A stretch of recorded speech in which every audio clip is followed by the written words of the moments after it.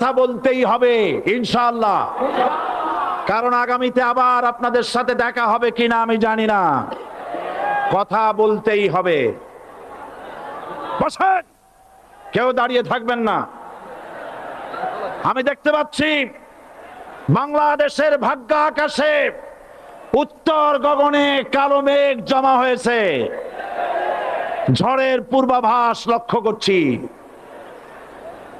যদি মোকাবেলা করতে না পারেন সক্ষম ভাবে, এমন অন্ধকার গাঢ় কালো অমাবস্যার রাত আসতে পারে যার সুবে সাদেক হওয়া অসম্ভব।